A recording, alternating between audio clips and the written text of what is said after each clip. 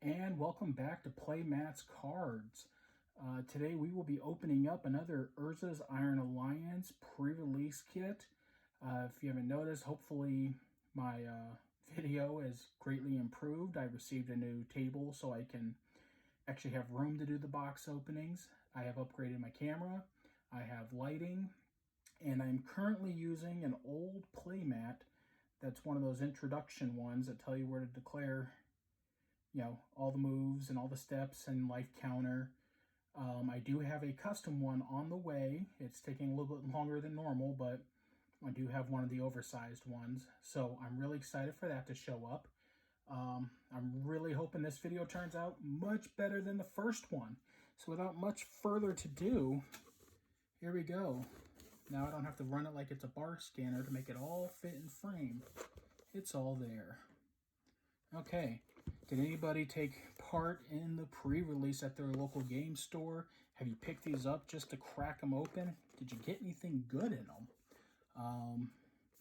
Still kind of getting oriented with where my hands need to go, but all right, well, let's get to it.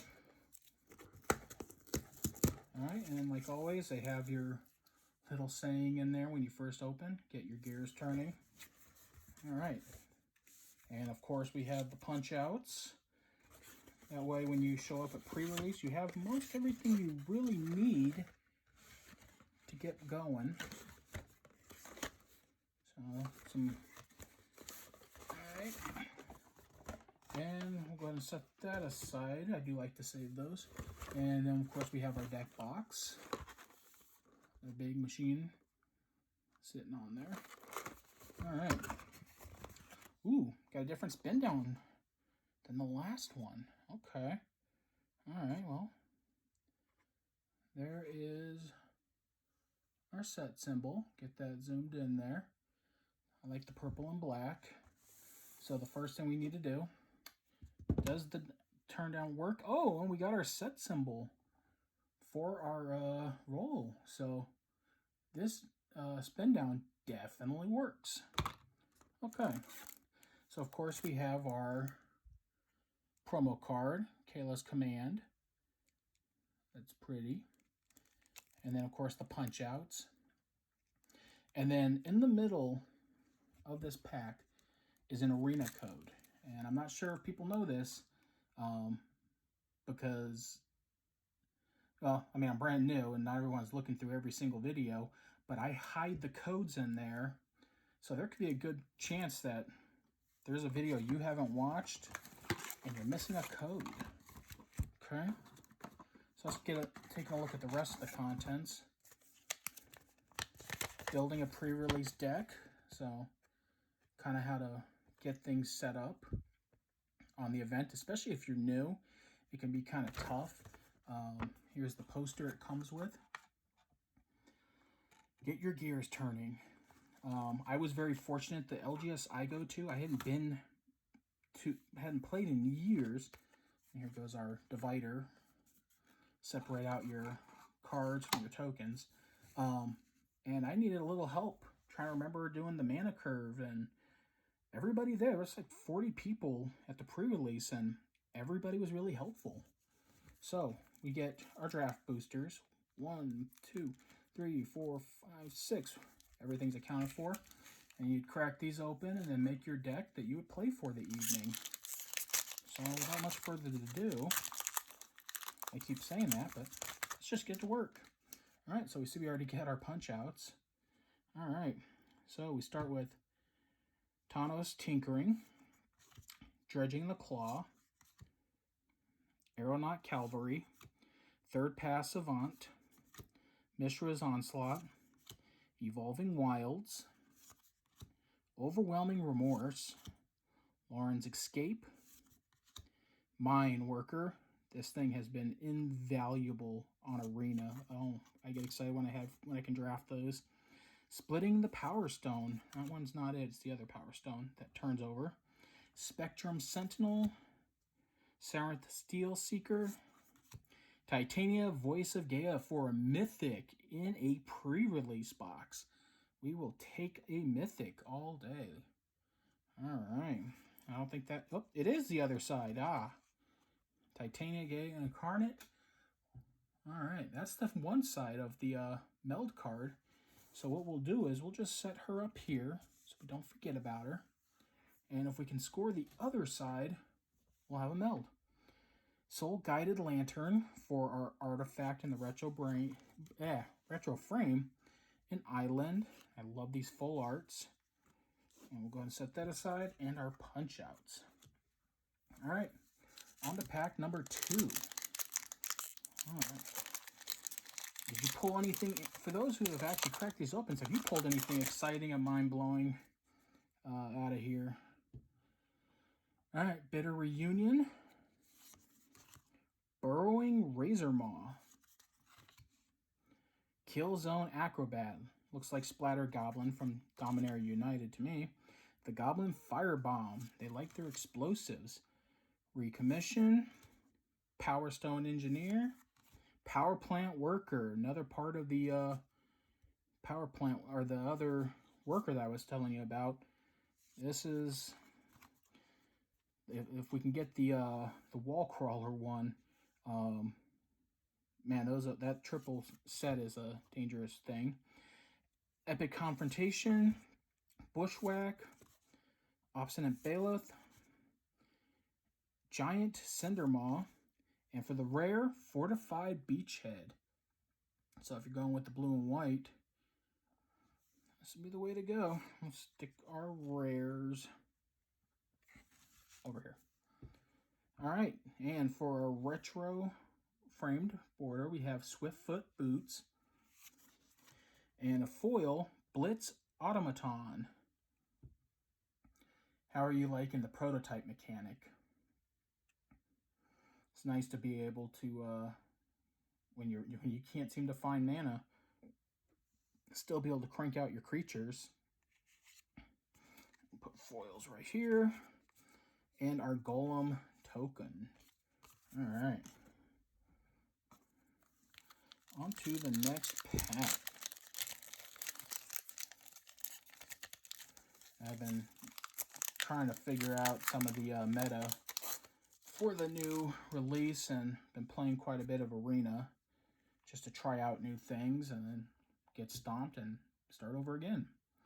All right, so we have Emergency Weld, Ambush Paratrooper, Desynchronize, Goblin Firebomb, Recommission, Curate, Scrapwork Cohort, Scrapwork Rager, Takasha's Dig Site, Prison Sentence, No One Left Behind, Run, Yoshin Dissident, Zephyr Sentinel, and another mythic, Platoon Dispenser. Yes! At the beginning of your end step, if you control 2 or more other creatures, draw a card, and in the 3 planes, create a 1/1 colorless soldier artifact creature, and has Unearth. Yes, I love this card. Okay. And Burnished Heart for a retro. And a Power Stone. You need a lot of these in this deck. Okay, so far we're at 2 mythics. So I'm happy about that. All right. Wasteful Harvest. Carrion Locust. Disenchant. Might Stone Animation. Conscripted Infantry. Rust Goliath. And that is a big beast right there. Aeronaut's Wings, Swift Gear Drake, Weak Stone Subjugation, Evolving Wilds again, Hero of the Dunes, Sardinian Cliff Stomper, Repair and Recharge, and Tanos the Toy Maker for our rare.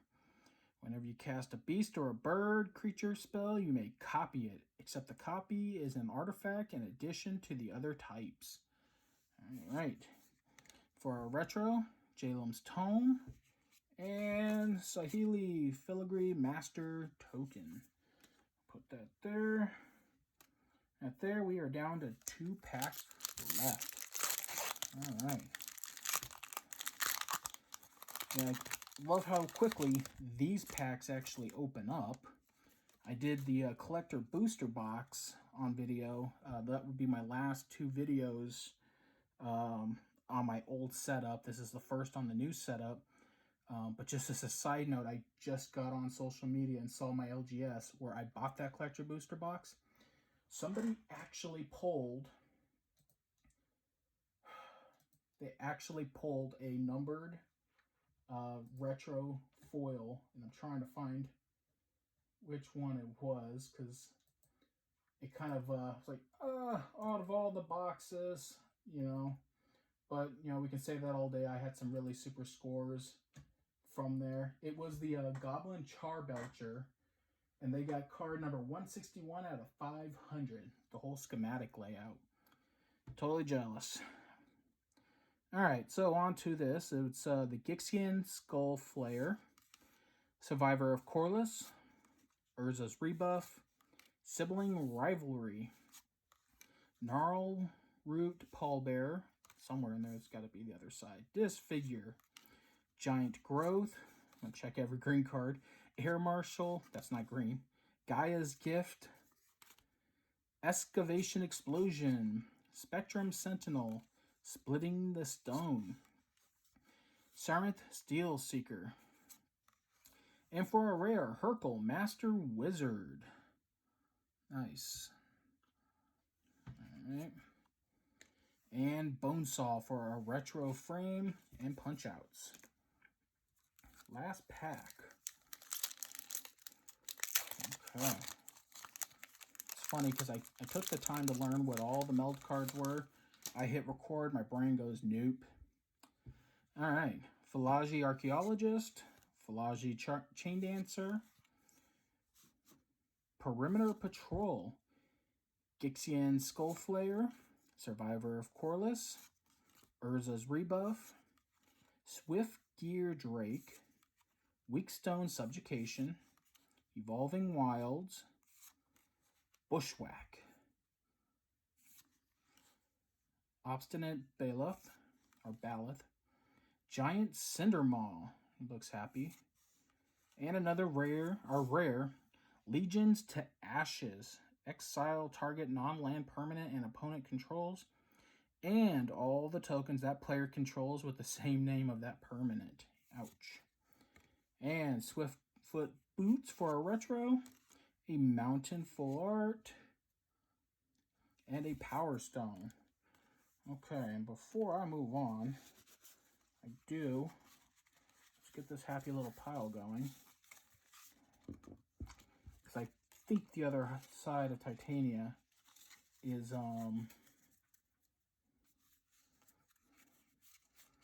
it's a rare anyways. And this is not my rare pile.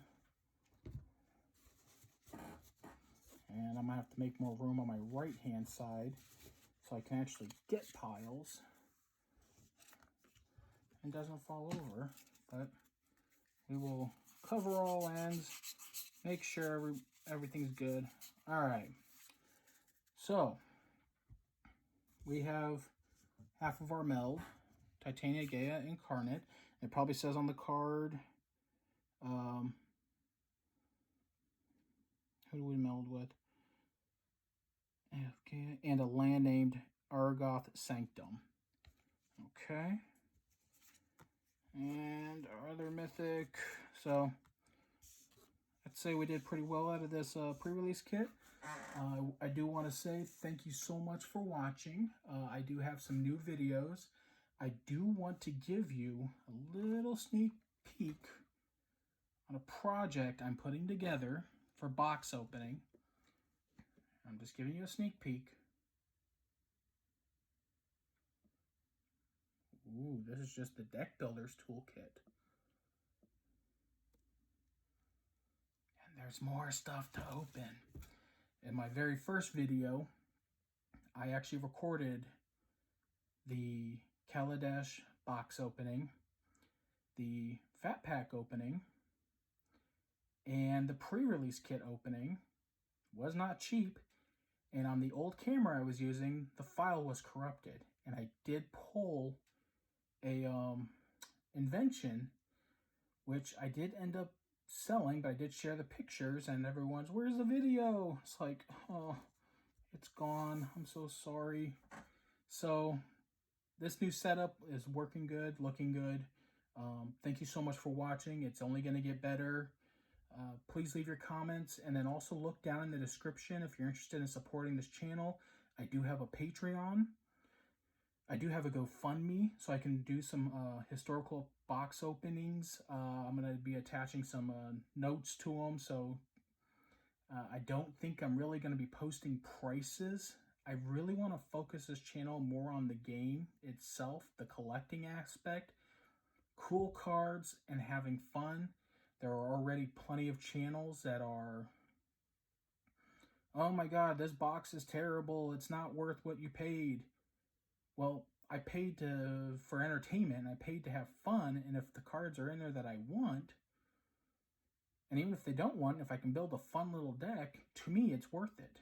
I mean, I pay for streaming services, and I don't even own those movies, so that's my logic. I want to focus more on the game itself, the fun, the artist, the art. To me, that's what makes it all worth it. When it stops being fun, I'll stop playing. But until then, thank you again for watching. I'll get off my soapbox, and you all have an awesome day.